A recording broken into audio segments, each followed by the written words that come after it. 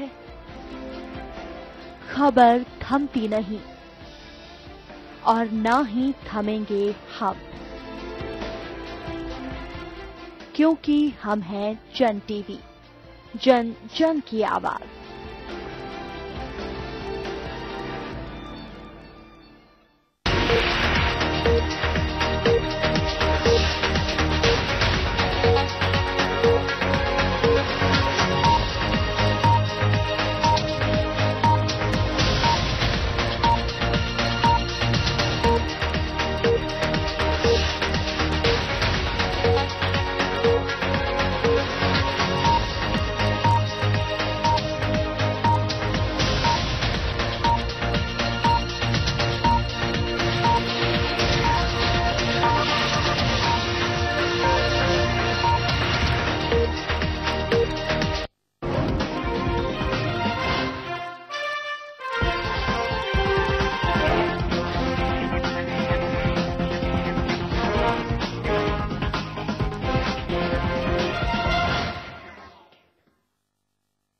नमस्कार, जन टीवी में स्वागत है आपका। मैं हूं योगेंद्र। आप देख रहे हैं खास खबर। खास खबर में हम बात करेंगे एक ऐसे मुद्दे की जो मैं कहूं कि कहीं पे भी आपको चर्चा में दिखाई देगा। मुद्दा यह है कि सरकारी कारिंदों की तनख्वाह तो मोटी और बढ़ती जा रही है, लेकिन जवाबदेही क्या है? ये चर्चा महज एक चौराहे की चर्चा कही जा सकती है, पान की थड़ी की चर्चा कही जा सकती है, और तमाम सरकारी दफ्तरों के आसपास जो माहौल देखा जा रहा है वहां से चर्चा पैदा हुई है। कहा यह जाता है कि 7वें वेतन आयोग मिलने के बाद भी उसमें 10 कमियां निकाली जा रही हैं। उनकी विसंगतियों को दूर करने के लिए कमीशन भी बैठा दिया गया है, लेकिन जो कंधों पर भार काम का होना चाहिए उसके प्रति कितने खरे उतर रहे हैं हमारे सरकारी कर्मचारी, यह सबसे बड़ा सवाल है। और इसी को लेकर के आज हम चर्चा करेंगे कि तनख्वाहें इतनी पाने के बावजूद जब प्राइवेट सेक्टर का आदमी छोटी पगार में भी ठीक से गुजारा कर रहा है, उसकी जवाबदेही ज्यादा है, तो सरकारी महकमों में ऐसा क्या हुआ? और एक मोटे अनुमान के अनुसार जो टैक्स का पैसा आता है उसका 70 से 80% पैसा वेतन भत्ते और पेंशन पे जा रहा है। विकास के नाम पे पैसा इकट्ठा किया जा रहा है, लेकिन वेतन भत्तों में वो समा रहा है। तो कहीं तो इस चीज की जवाबदेही होनी चाहिए। आए दिन सरकारी कर्मचारी अधिकारी कहीं को ट्रैप हो रहा है, कहीं कोई घूस लेते हुए पकड़ा जा रहा है, कहीं किसी के ऊपर मुकदमे दर्ज हो रहे हैं। और मुझे लगता है कि तमाम वो चीजें हैं कि जब तनख्वाह के साथ साथ सोचने के लिए खुद को भी आगे आना चाहिए कि हमारी जवाबदेही के प्रति भी हम कुछ कह सकें। तुम्हारा मजमून आज का देखें और उसके बाद हमारे पैनलिस्ट जो है उनसे हम मुखातिब होंगे इस मुद्दे पर।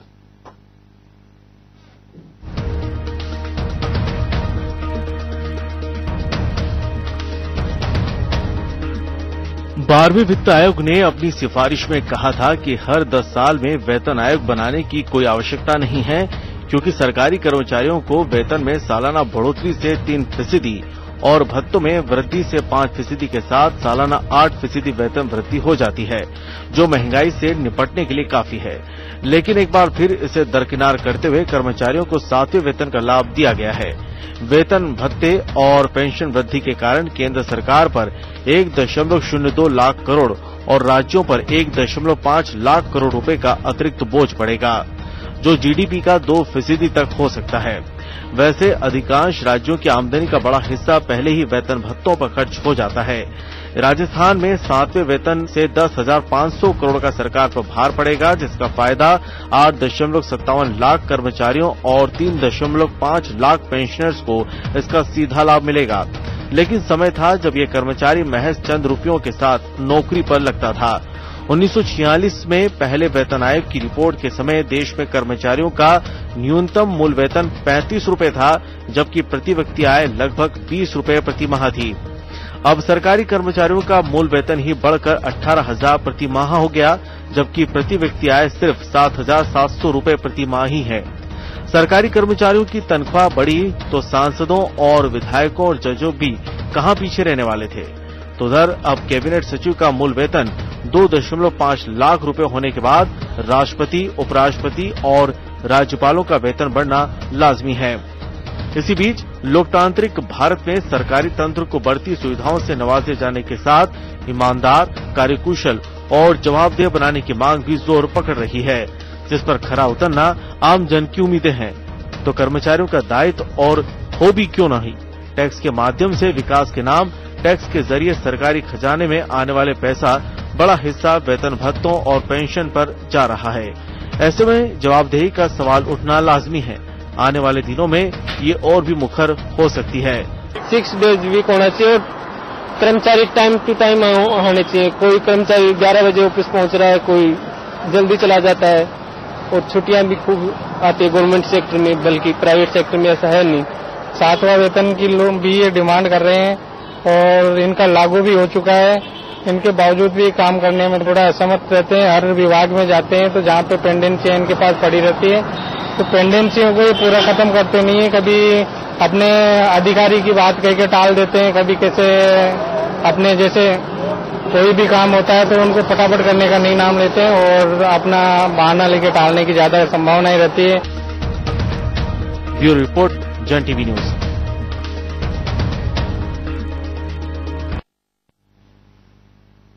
तो चलिए, आपने सुना और उन व्यक्तियों के भी उद्गार सुने हैं जो प्राइवेट सेक्टर में जॉब करते हैं।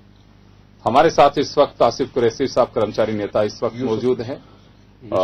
हमारे आरसी चौधरी साहब, कांग्रेस नेता हमारे साथ हैं। लक्ष्मीकांत पारिक साहब, भाजपा नेता हमारे साथ में हैं। मैं आपसे जानना चाहूंगा, आरसी चौधरी साहब, एक चर्चा है ये कि मोटा पैसा जो वेतन भत्ते और पेंशन में जा रहा है, सरकारों के पास में जो पैसा आता है उसका, 12वें वित्त आयोग में ये कहा गया था कि कोई भी कमीशन अब नहीं बनेगा वेतन भत्तों के लिए, लेकिन 7वां वेतन आयोग बनाया गया और उसका इजाफा भी किया गया। क्या वास्तव में इस ओर ध्यान दिया जाना चाहिए कि सरकार चाहे किसी की भी हो, कि कर्मचारियों की जवाबदेही भी बने, सरकार की भी जवाबदेही बने, क्योंकि कर्मचारी की जवाबदेही बनती है, सरकार की जवाबदेही बनती है। सरकार केवल ये नहीं है कि आज वसुंधरा राजे मुख्यमंत्री है तो वसुंधरा राजे सचिवालय में जाकर के किसी कर्मचारी का काम नहीं कर सकती। वो एक लीडर है, एक ये कहूं कि वो एक फेस है उसका, लेकिन करना तो नीचे अधिकारी, कर्मचारी, सारे जो लोग हैं उन्हीं को होगा। तो ऐसे में एक जवाबदेही कैसे सुनिश्चित हो? योगेंद्र जी, निश्चित रूप से किसी भी व्यक्ति की सेवाओं का आंकलन उसकी भत्तों से, उसकी तनख्वाह से, ये सिर्फ इन्हीं चीजों से नहीं हो सकता कि अगर अच्छा भत्ता ले रहा है, अच्छी ये सब चीजें ले रहा है तो उसकी वो अच्छी सेवाएं देगा। सेवाओं के लिए, सरकार के लिए, सरकार कैसे लोगों को बढ़िया तरीके से सर्विसेज जो है डिलीवर हो सकती हैं, ये सरकार का एक सेगमेंट है गवर्नेंस। अगर सरकार की गवर्नेंस है, आपने कहा कि निश्चित रूप से मुख्यमंत्री एक कर्मचारी को तो नहीं देख सकती, 8.5 लोगों को तो नहीं देख सकती, लेकिन सचिवालय के अंदर जितना भारी भरकम लवाजमा जो है वो कहीं ना कहीं आके एक की पॉइंट पे होती है। और यहाँ पे पंचायत जो नीचे से नीचे एक ग्राम पंचायत है, उस ग्राम पंचायत में एक ग्राम सेवक अधिकारी है, एक पटवारी है, एक कंपाउंडर है, ये सब लोग, ये चीजें होती हैं। उस गांव का रहने वाला आदमी निश्चित रूप से मुख्यमंत्री के आवास तक, मुख्यमंत्री के सचिवालय तक भी नहीं पहुंच पाएगा। जवाबदेही तो शुरू आपको नीचे से शुरू करनी होगी, लेकिन जब नीचे अगर उसका काम शुरू नहीं हो पाता, उसकी सेवाएं नहीं मिल पाती हैं, तो वो किसके पास में जाए? ये जो तय करना है, ये काम कर्मचारी का नहीं, सरकार का है कि वो तय जो सेवा है वो कितने दिन में उसको डिलीवर हो रही है या नहीं हो रही है। सरकार की मानसिकता इसी काम के पीछे लगती है कि वहां पे जो गवर्नेंस के अंदर कितनी नीचे आपकी जो योजनाएं हैं, कितने जो उसके अधिकार हैं वो डिलीवर हो रहे हैं। तो इसलिए इसमें सरकार को अपनी प्राथमिकता अगर तय करता है, सरकार अगर कानूनबद्ध तरीके से ये सब चीजें तय करता है, अगर लोगों को ये पता होता है कि मुझे मेरा राशन कार्ड बना है और ये राशन कार्ड के लिए जो मैंने अप्लाई किया है वो मेरे 15 दिन में, 20 दिन में आ जाएगा, मैंने बिजली के कनेक्शन के लिए लगाया है, मुझे मेरी भूमि की रिकॉर्ड चाहिए, उसके लिए मैंने एप्लीकेशन लगाई है, तो मुझे 15 दिन के बाद में, महीने के बाद में, 10 दिन के बाद में मिलेगी। लेकिन आम आदमी को इन चीजों को पता ही नहीं होता। मैं वही जानना चाह रहा हूं कि जवाबदेही होनी चाहिए। लक्ष्मीकांत पारिक साहब, आपसे मैं जानना चाहूंगा कि आप तो खुद भी जुड़े रहे हैं, निगम से भी जुड़े रहे हैं, कितने लोग आप लोगों के पास में आते होंगे जो ये कहते होंगे कि मेरा काम नहीं हो रहा है, जेन्युइन मेरा काम है, उसमें सिफारिश की आवश्यकता है? क्यों ऐसा? क्यों? उसकी करने वाले की ड्यूटी और उसका अधिकार है, वो अपना काम करा सके, अगर जायज उसका काम है तो। निश्चित रूप से अधिकार कर्तव्य एक रथ के दो पहिए हैं। कुछ लोग अपने अधिकारों की मांग तो लगातार करते हैं, कर्तव्य की पालना सुनिश्चित नहीं कर पाते। और कर्तव्य पालने के लिए निश्चित रूप से कई बार ऐसे मुखिया आते हैं कि जिन पे हाशिया पे स्थिति बनती है, वो लगता है किस मामले से सिफारिश कर रहे हैं, किसके लिए फोन करें। किसी घर के बाद कचरा है, कचरा उठाना एक कर्मचारी नैतिक दायित्व, तो उसके लिए कभी ये फोन करना पड़ता है। तो ऐसी स्थिति का सामना कई बार निश्चित रूप से करना पड़ता है। इसकी जवाबदेही निश्चित रूप से उस कर्मचारी, उस बीट के अधिकारी कर्मचारी होनी चाहिए। उसको उसकी जवाबदेही तय करने का काम किसी लोकल लेवल सरकार का ही होता है। लेकिन सरकारें अपना काम करती है, सरकार समयबद्ध तरीके से अपना काम करने का प्रयास भी करती है। लगातार सरकारों का, जैसे मैं बताऊं, सरकार डिपार्टमेंट से सरकार ने कहा है कि 3 दिन से ज्यादा किसी अधिकारी कर्मचारी फाइल नहीं रुकेगी और नहीं रुकनी चाहिए। लेकिन उसकी यदि 4 दिन रुकती तो जनता में से मैसेज कभी नहीं आता कि 4 दिन फाइल रुक गई, और नहीं उसकी मॉनिटरिंग उस स्तर पर निश्चित रूप से नहीं हो पा रही कि 4 दिन फाइल रुकी तो उसको कोई नोटिस जारी की हो, उसका कोई नोटिस देकर उससे पूछा हो कि भाई 4 दिन फाइल क्यों रुकी। तो निश्चित रूप से कहीं न कहीं नेग्लिजेंस हमारे अधिकारियों के अंदर रही है, जिसके कारण अपनी कर्तव्य परायणता दिखाने में हमारे कर्मचारी के लिए सक्षम रहे। चले, मैं आऊंगा आपके पास में। कुरैशी साहब, क्या वास्तव में वक्त आ चुका है, वैसे तो पहले से ही होनी चाहिए, कि पगार के बदले ये एक नारा दिया जाता था कि काम के लेंगे पूरे दाम, एक नारा अक्सर कर्मचारी दिया करते हैं। तो क्या दाम की कमी है? अभी वो जवाबदेही नहीं बन पा रही है। आज जायज अगर किसी का काम है, उसके लिए पैसे चाहिए। आप देखें, आए दिन ट्रैप होना, घूस के मामले सामने आना, किसी के प्रति किसी कर्मचारी के खिलाफ परिवाद दायर होना, ये वो सब चीजें हैं जो इंगित करती है कि कहीं न कहीं हमारे सिस्टम के अंदर वो खोट पैदा हो रहा है। एक दूरियां बढ़ती चली जाएंगी कि सरकारी कर्मचारी है, मोटी पगार है, लेकिन पैसे के बदले वो काम नहीं कर पा रहा है। 5 दिन का वीक, 6 दिन का करने की अगर कोशिश की जाती है तो कर्मचारी नेता खड़े हो जाते हैं कि नहीं, 5 दिन का होना चाहिए, आप 4 की कोशिश कर सकते हैं, 6 की नहीं कर सकते। ऐसा क्यों?